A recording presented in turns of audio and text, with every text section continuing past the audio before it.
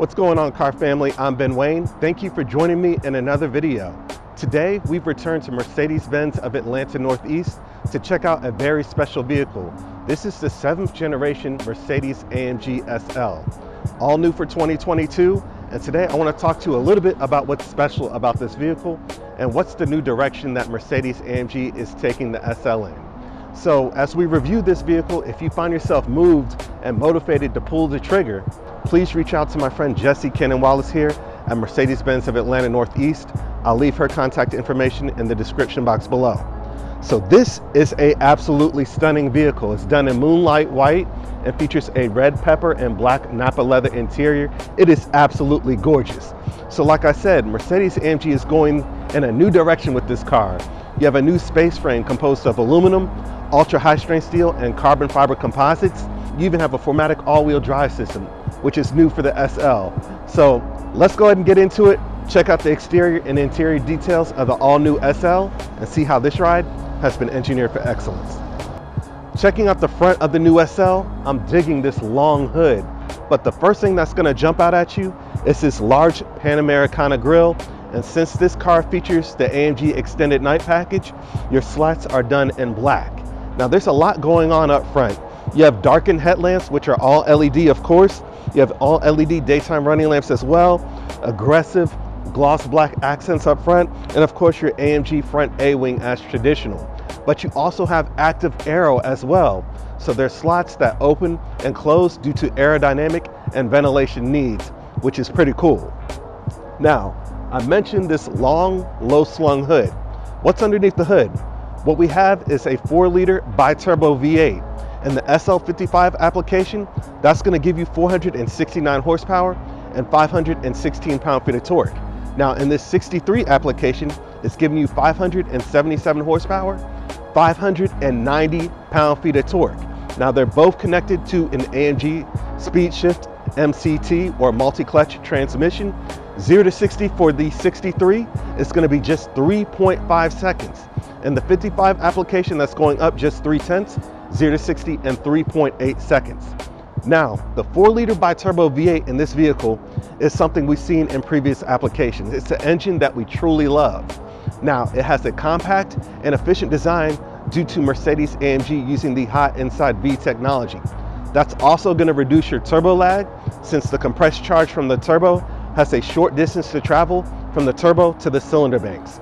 So the hot inside V application is truly going to make the performance of this car shine.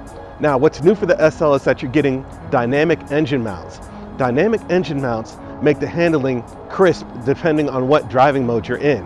And the dynamic engine mounts work by using a magnetoreological fluid, which is subjected to a magnetic field via the use of an electromagnet. So it's able to change the viscosity of that fluid in the engine mounts, making the handling crisp or softer depending on what driving mode you're in using AMG Dynamic Select. Now, also going on underneath the hood, you have an active shutter underneath the engine.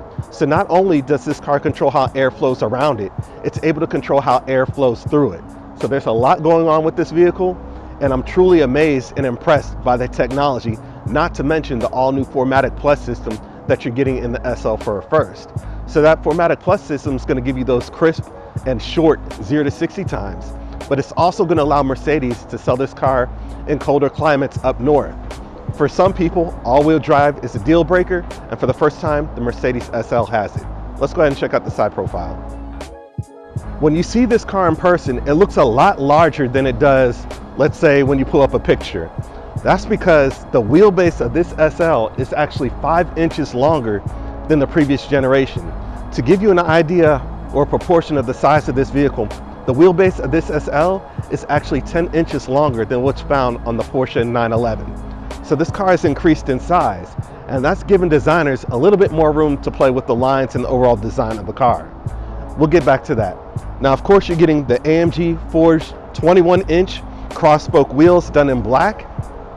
Like I said, this vehicle does feature the AMG extended night package, so you're getting black accents throughout the vehicle. I love how that breaks up that white paintwork. So you're getting black side view mirrors, black accents on the bottom of the vehicle, and then black accents just behind the front wheel as well. Now, you'll notice your windshield surround is also done in gloss black, really goes well with the top up.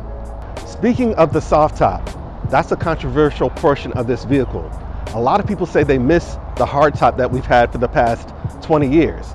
Well, like I said, AMG is taking this SL in a new direction in terms of it being more performance oriented, getting back to the roots of the SL. So what you're getting is a Z-Fold 3-layer soft top, which is 50 pounds less than the outgoing hard top from the previous generations. So it's important for it to be lightweight because that's going to help drop the vehicle's center of gravity, and that's going to increase your performance and handling characteristics of the vehicle. So the top can be raised or lowered at the push of a button by the remote or inside the cabin, and it just takes 15 seconds to be raised or lowered and can be done at speed as well.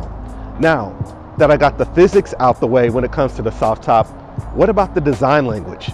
Well, when the soft top is up, one of the most important features that this soft top does that the previous generation didn't is preserve the car's lines.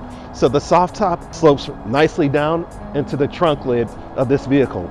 The same could not be said about the outgoing generation. So the profile of this SL is always going to look good, regardless if you have the top up or down, and I love that about this vehicle.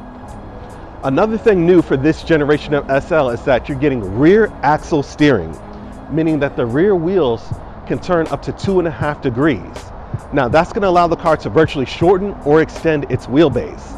So at speeds of 62 miles per hour and below, it's going to steer in the opposing phase of the front wheels, making the car more agile. But at higher speeds, it's going to turn in the same phase as the front wheels, allowing the car to be more stable at higher end speeds. So that's pretty neat, and also allows you to get through the parking lots a little bit easier, especially when navigating through heavy traffic in the city. So I love the versatility of this car. I love how it's able to be almost a jack of all trades now, officially. So it has great handling and great ride quality characteristics. Speaking of the ride quality, you have a multi-link 5-arm suspension, and you also have an aromatic suspension system. Now the aromatic suspension system isn't the traditional one that you're familiar with. It actually uses oil-filled dampers that control the ride quality of the vehicle. For example, you have oil-filled dampers at each wheel, and you also have an oil reservoir, an oil overflow reservoir at each wheel as well. If you're in comfort mode, your oil pressure would probably be around 18 bar, but if you're in sport mode, it's going to crank it up to around 45 bar, changing the quality and the ride characteristics of this vehicle. So it's truly a vehicle you can now take on long drives, or you can take it to the track, which is what the original purpose of the SL was designed for. When you look at the rear of the SL, it's completely different than what we've seen in previous generations, right?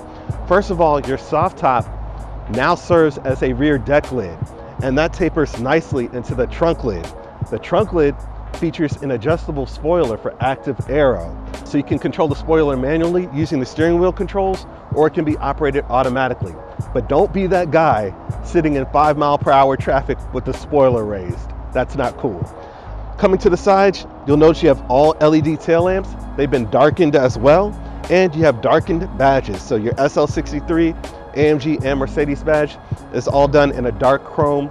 I love that contrast it provides against that white paintwork. Coming lower, you do have that AMG performance exhaust system, and we'll get to hear that in just a second.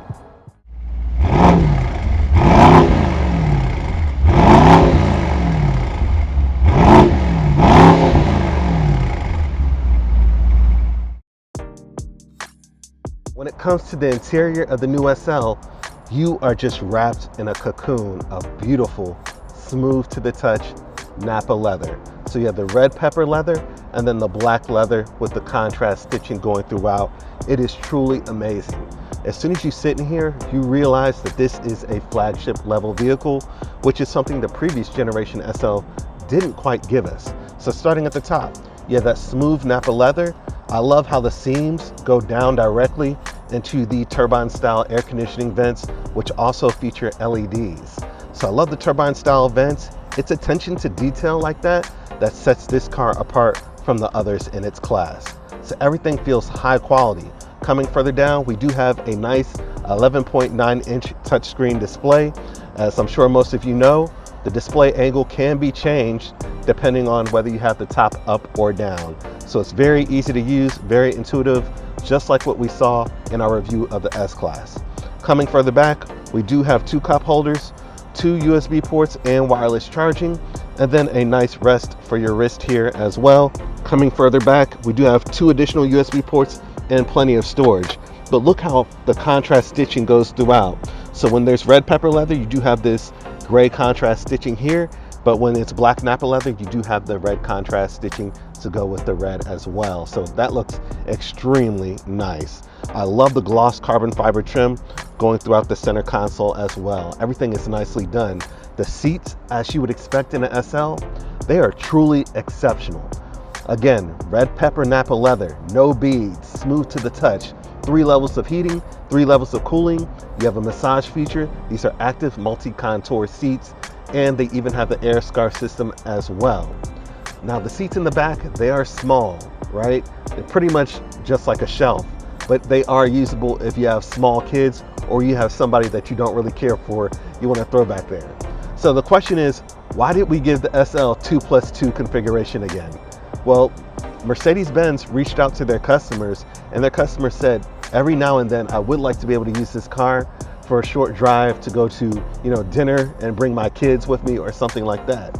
So it's meant for short drives. It's not something that you're truly supposed to use like the S-Class Coupe or Cabriolet, right? These are just meant for short drives, or if you don't have kids or family at all, you can just use it as a shelf or storage like you could in previous generations. So the seats are there.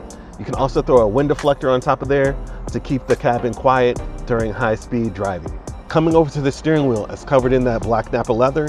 You have perforated leather on the sides.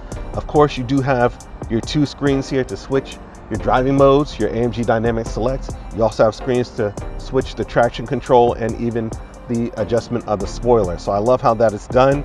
You guys are familiar with this steering wheel and all of its capability in terms of controlling your infotainment system or your instrument cluster. Speaking of the instrument cluster, Mercedes refers to this as their hyper analog setup, and it actually works. I was a little concerned about whether glare would get in the instrument cluster and hit this TFT display, but it seems like they did a really good job. It works, there's no glare at all, and it's fully configurable as you would expect. Now coming over to the door panels, they're covered in that black Napa leather, feature that contrast red stitching. I love the Burmester speaker grills here, really sets it off against that black and red and gives a high sense of quality to the vehicle. In cars like this, you want to feel like you're getting what you paid for, and the SL is doing that. Coming lower, you do have those touch sensitive buttons that we first saw in the S-Class.